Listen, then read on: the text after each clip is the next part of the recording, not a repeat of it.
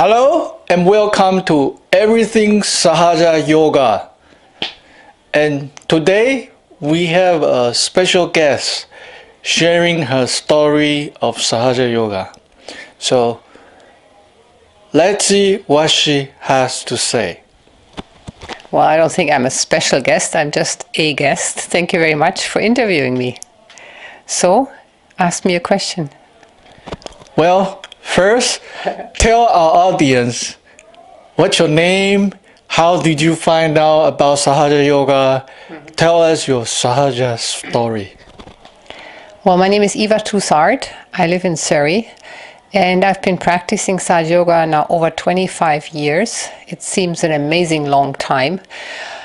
I found out about it one Sunday morning, not knowing what to do on a beautiful sunny day, and I looked through the North Shore News and I saw Shimarishi's photo, and I had this feeling I should go.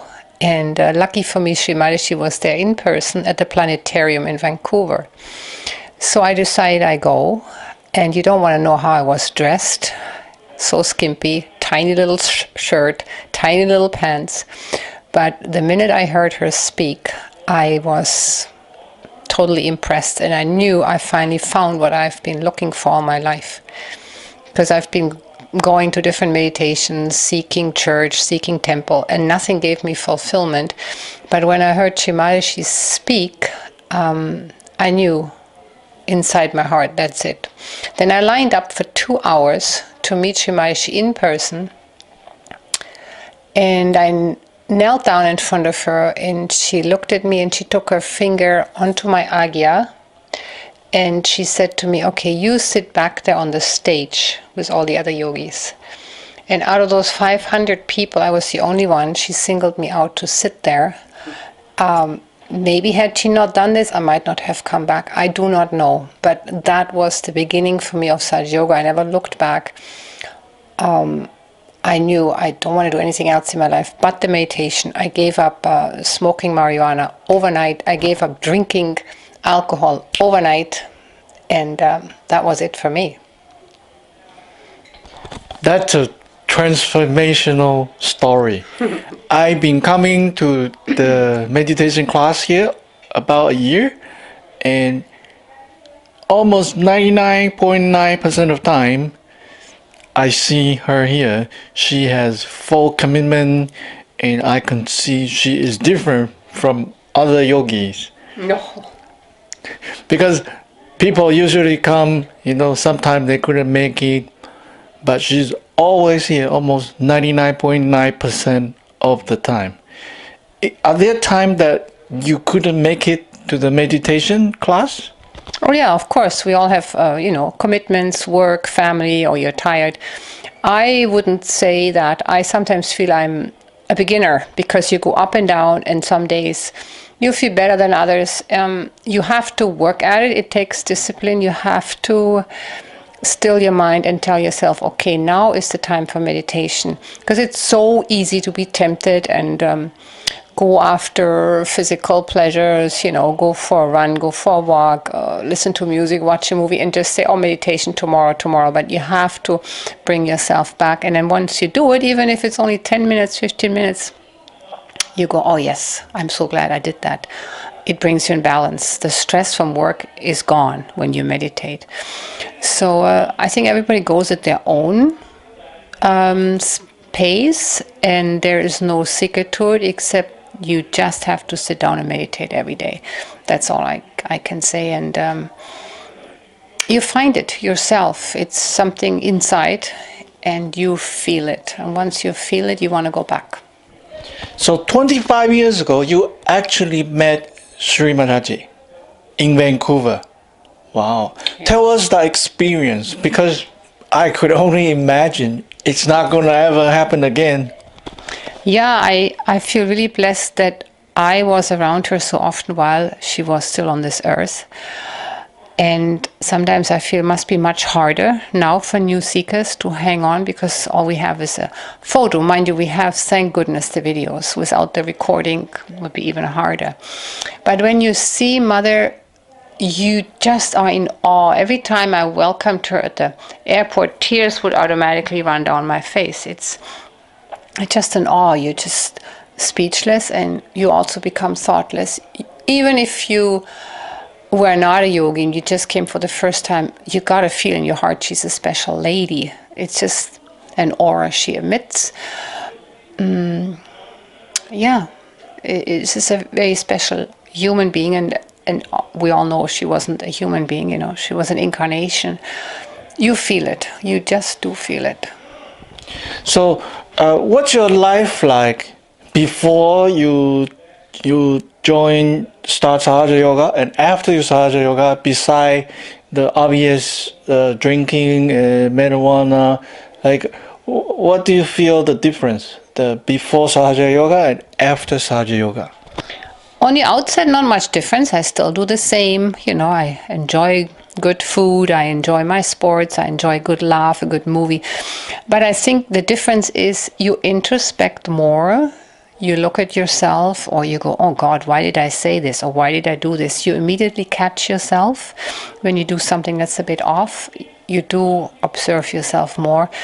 And you try to improve yourself by trying to bring down your ego and your superego. You tell yourself every day, it's not me who does it. I'm not this ego. I'm not this superego. There's a higher power. I'm just an instrument. And you're trying to achieve that state every second that you say, okay, I'm not doing it. I'm being used to do what I'm doing. And that's an effort sometimes, because it's easy to just say, oh, it's me who's doing this. So I would say the big difference is you introspect and you observe yourself, and you try to become a better and better person to please the divine, nobody else. Now, another question. Everyone meditate a little bit differently, maybe different music, different length of time. Share with us, how do you meditate every day? I would say that varies too. In the summer, I love to sit outside. That's absolutely the best. And I don't even have a photo because Shimadaji is everywhere. So opening your eyes and looking at the tree and looking at the green grass, and then I close my eyes and I feel the nature underneath me when you sit on the earth.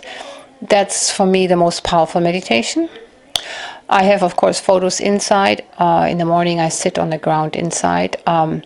Sometimes I just sit there. Sometimes I have the candles on my left side. At least twice a week, I listen to a talk by Shimadaji, and I say mantras, different readings from the mantra book, Kavacha of the Devi, or names of goddesses. So it varies, but it is every morning, first thing when I get up. So how many minutes you meditate in the morning? I would say 20 to 30 minutes.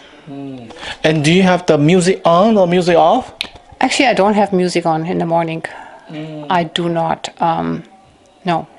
So if you don't have music, how do you know how many minutes you do the meditation?